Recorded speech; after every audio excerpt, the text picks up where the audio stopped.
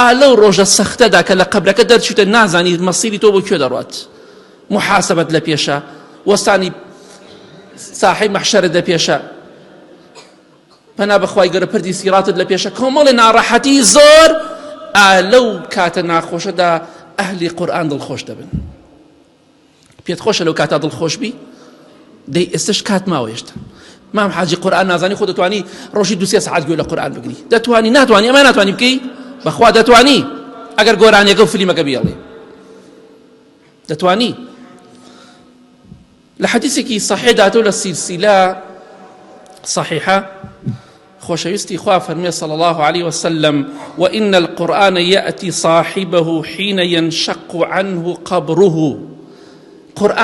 قورئانی پیرۆز دێ بۆ لای خاوەنەکەی خۆی، بۆ لای هاوڕێکەی، بۆ لای برادەرەکەی کاتێک کە لە قەبرەکەی دەرەچێتە دەرەوە. ئەو کاتێ حين ينشق عنه قبره، ئەو کاتێ قەبرەکەت شەق بێ و لەت ئەبێ و دێیتە دەرەوە یەکسەر قورئانەکە دێ بۆ لات، یەکسەر لە قەبرەکە شەق بوو قورئانەکە بەدیار سەرتەوەی. پێغەمبەری خوا فەرمێ صلى الله عليه وسلم كالرجل الشاحب. بەڵام قورئان چۆن دێ؟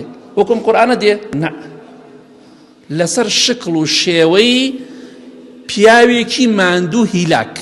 پیاوێکی هیلاک بوو ماندوو بێت دەموچاوی پێوە دیارە، لاشەی پێوە دیارە، هێزی تیانێ بێتاقەتە.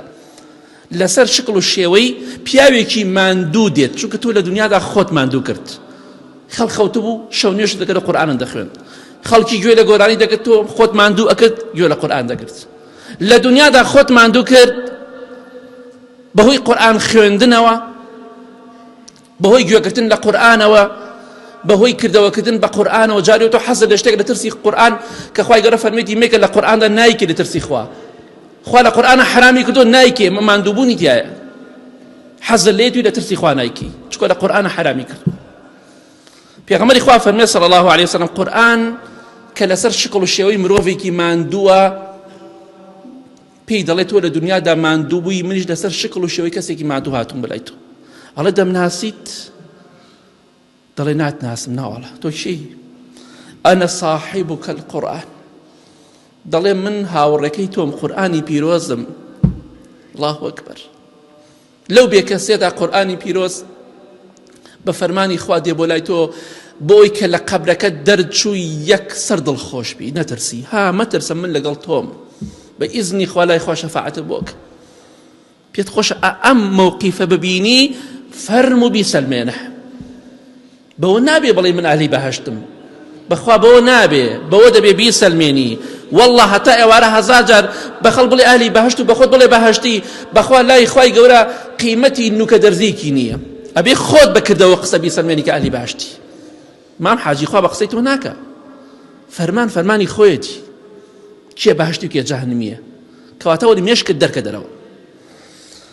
بەڵێ دەفەرمێ أنا صاحبك القرآن الذي أظمأتك بالهواجر وأسهرت ليلك.